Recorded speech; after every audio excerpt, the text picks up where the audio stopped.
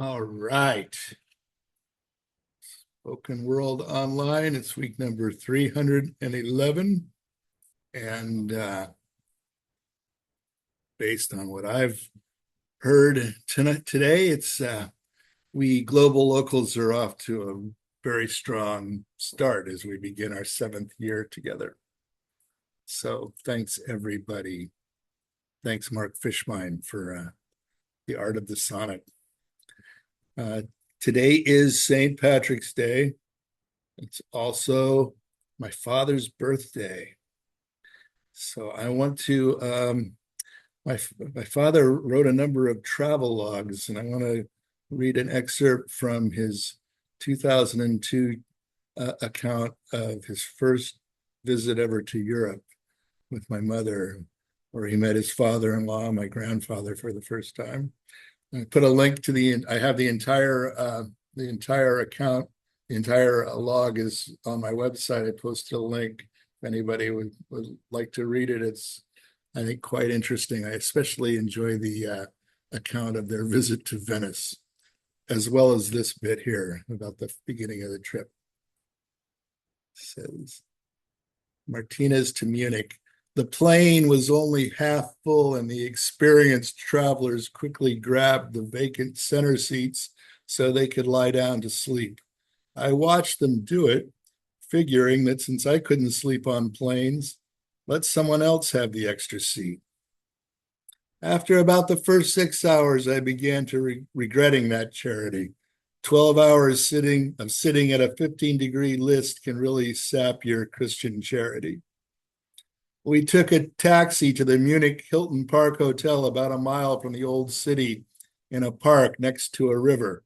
The river Isar runs through the city. They split the river into 3 channels at the upstream end of the park, and the hotel actually sits between the main river and one of the side channels. The restaurant and our room look down on this side channel, bordered by trees and lawns and filled to the brim with water. My first look at German weather, threatening, misting skies and a full river, tells you something. Helga and I unpack as far as the swimsuits and go down to the pool. It's a posh space, constantly attended, full of gadgets, a pump that lets you swim upstream, a waterfall, stepped ramp entry. Forget the gadgets, we just plunge and exercise. A few laps, why, we're right as rain, or at least we're feeling the parts of our bodies again. We dress and go down for dinner at the hotel. Buffet, lousy. 3/4 empty restaurant, expensive. Still, it was easy and we were exhausted, so no hard feelings. And so to bed in Europe, my first night on the continent. Thursday, shakedown in Munich. Phone rings at 9 a.m. and it's Ingrid. How did she know? We were so careful to be vague about our schedule. We will call you when we arrive, and we need this first day to get our heads straight before we meet with Julius and Ingrid. We are firm that tomorrow is the day we meet, and Ingrid is magnanimous. What the hell, she found us out. She could afford to be generous. Breakfast was good, big improvement over last night, and we set out to pick up the car. Inside the rental car agency, Helga undertakes to make them aware of what they agreed to in the reservation. This amounts to 30 minutes of negotiation and no chance for me to ask my questions about road signing, traffic laws, etc. Oh well, I'll learn from experience. Finally, we're on our way. I'm driving in Europe for the first time. I don't know the rules. I can't read the signs. I can't pronounce the streets. I've only had a few minutes to memorize the map, inadequate, and my navigator, Helga, tends to communicate in broad gestures. Sheer terror. Our first stop was to be the center of the old town.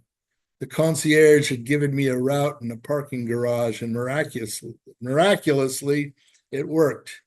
I got to the main square, parked in the underground garage, and walked around. Checked out Dalmar's, got the lay of the land, came back to the car, thinking maybe this worked so well, let's go out to Nymphenburg as well. Now the roles start to be defined. Helga, look at the map. What street are we supposed to be on? What street are we on? What was that cross street? Well, damn it. My job is to drive. Yours is to navigate. Well, I can't read the map with my glasses on, and I can't see the street signs with them off. Well, where are we? Pull over, share the map, pick up a location, figure out a route to our desired destination. 3 minutes later, start over.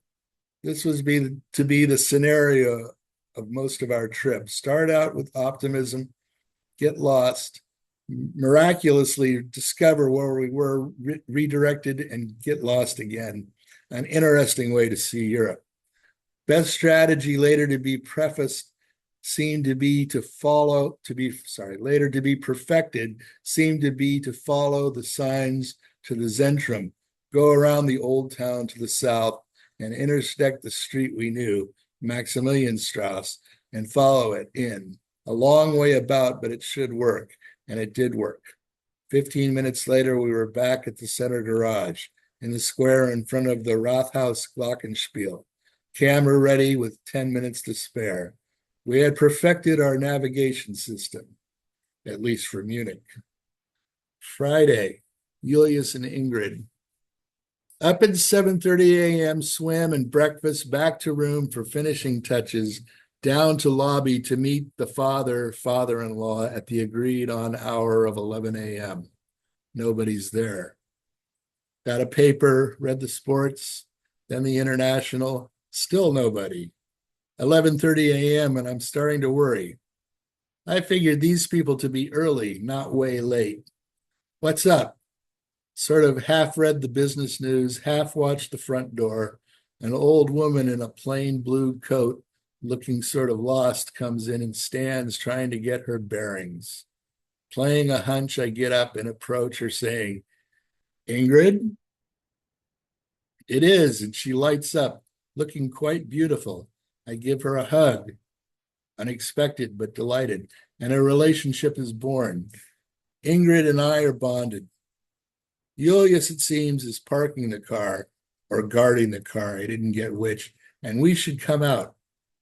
Helga had been working out something with the desk, has finished, and we three go out together to meet Julius. It's a strange, formal greeting. No hugs like with Ingrid and I. More like handshakes and appraisals of both Helga and I. Greetings done, we split up to go to Turkenfeld. Helga with Julius in his car and Ingrid with me in the rental. Ingrid is an older woman, mid-70s, and looks it, stands about 5'3", with a straight figure, wearing a plain blue dress. Her hair is gray and always disheveled. She has a strong face, which is quite handsome when she smiles, and she smiles often. Her manner is self-depreciating, but often her keen intelligence shows through. Her determination is often evident and is inexorable. But when opposed and aware she is going to lose, she will back off with a laugh. She has a great deal of humor and applies much of it to herself. When she does back off from something, it's only moments before she's back at it again. Ingrid speaks English, but not fluently. She understands more and better than she speaks, but frequently will caution you to speak more slowly, to use more simple words. She carries an English-German dictionary, and when stuck, will call time and open it to settle the issue. She thinks like a good translator and keeps Julius in the conversation as much as she can. Likewise, she translates his comments to us, often to Helga's protest, I got that. Ingrid smiles and keeps on doing it. Thanks, Ingrid, because I didn't get it. Julius is a handsome and dignified professional in manner. He is quiet, speaks no English, much of the time, but always watching, understands more than he lets on. No reaction, but recognition has occurred. Speaks in a reedy tenor, typical of older German men, but with the authority of a professor. Pronounces rather than muses or questions. He is in good shape for 87, walks strongly and drives well.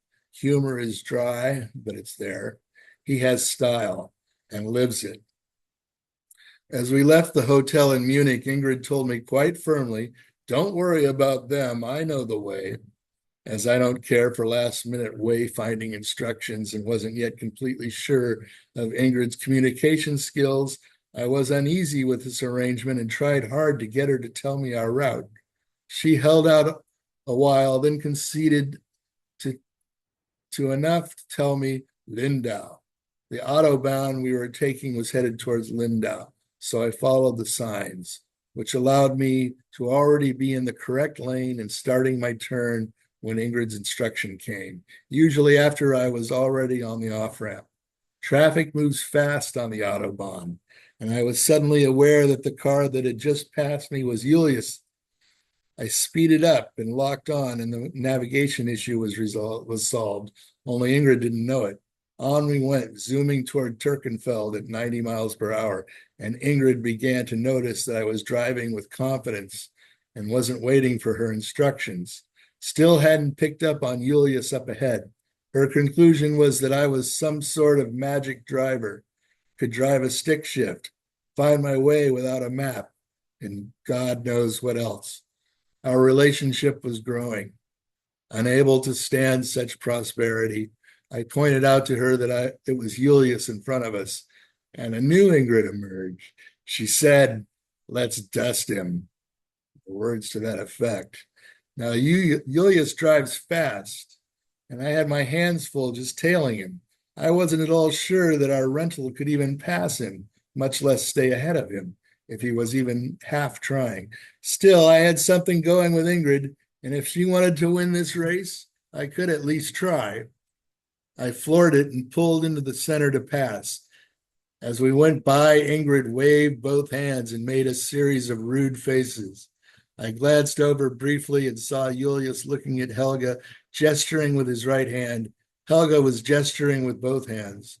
We flew by, and I pulled in front of them, held that position to the Turkenfeld off ramp, pulled off, let them pass, and resumed our following position. We won the race anyway. But not only that, after we told them, Helga and Julius were working so hard to communicate that they hadn't even seen us. Thanks, everybody. Wow.